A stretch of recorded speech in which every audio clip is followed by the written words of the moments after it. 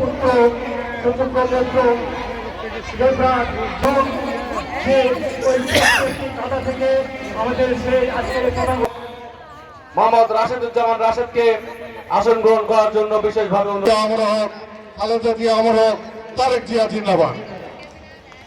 তার জন্য দোয়া করবেন, আমাদের জন্য দোয়া করবেন এবং আমাদের চেয়ারম্যান টাকা পূরণ করতে পারে নাই, তবু তার রাজনৈতিক জীবনের সফলতা আমি উত্তরোত্তর কামনা করি। ফাউন্ডেশনের পক্ষ থেকে আপনাদের প্রতি আন্তরিক ধন্যবাদ এবং কৃতজ্ঞতা জানাচ্ছি। আমি ছাত্র রাজনীতি থেকে জয়পুর সরকারি কলেজের সাবেক ভিপি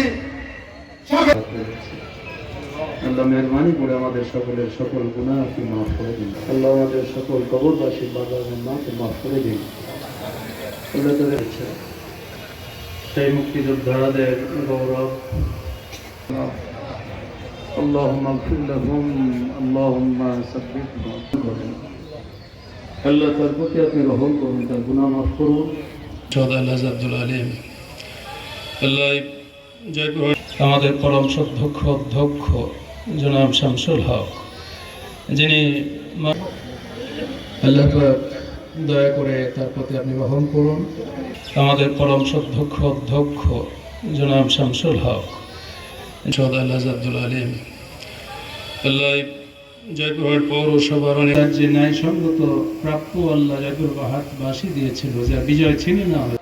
সন্তানেরা জয়পুরহাটে বেঁচে আছি তার পিতার জন্য, পিতার যোগ্য সন্তান হয়ে পিতার আদর্শকে, পিতার স্মৃতিকে বৈষম্যের বিরুদ্ধে যারা সংগ্রাম করেছে আল্লাহ সকলের প্রতি আপনি রহম করুন।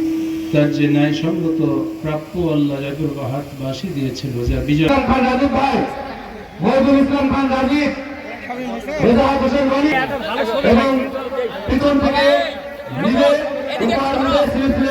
কেউ যাতে আর ঘুরতে না পারে, শুধু বের হবে। 1000 জন মানুষ আছে, 1000 জন ভলেন্টিয়ার আছে, অসুবিধা নেই। একটু ধরে থাকেন, ধরে থাকেন, ধরে থাকেন। যারা পাবে তারা সাথে সাথে চলে যাবে। আপনার ফিলিপ করছেন না।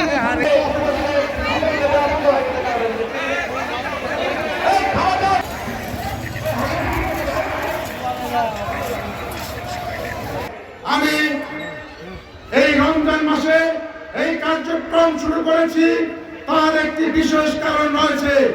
আমার বাবা মরহুম অধ্যক্ষ শামসুল হক সাহেব গত 2023 সালের 23শে মার্চ 24শে মার্চ পয়লা রমজান রোজ শুক্রবারে আল্লাহর ডাকে সাড়া দিয়ে ঢাকা ইউনাইটেড হাসপাতালে চিকিৎসাধীন অবস্থায় মারা গিয়েছেন।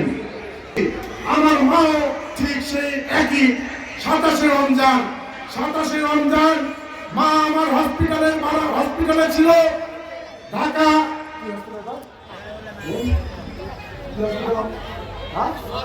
আমার খান মডেল হসপিটালে ভর্তি ছিলেন।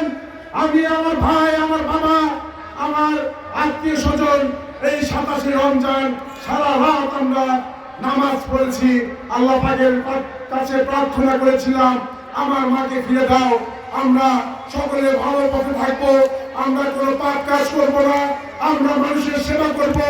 আল্লাহ পাকের দরবারে দুহাত তুলে সারা রাত কেঁদেছিলাম। আল্লাহ পাকের ডাকে সাড়া দিয়ে 27শে রমজান আমার মা চলে গিয়েছেন।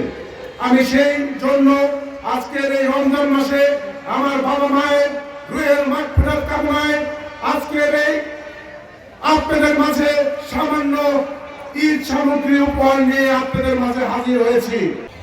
আমার স্নেহবাদন ভাতিজা মুক্তাদিয়া আমাকে যেটা বলেছেন সেটি হলো মুক্তাদুল হক আদনান যোগ্য সন্তান জনাব আদনান সাহেব এখানে উপস্থিত রয়েছে।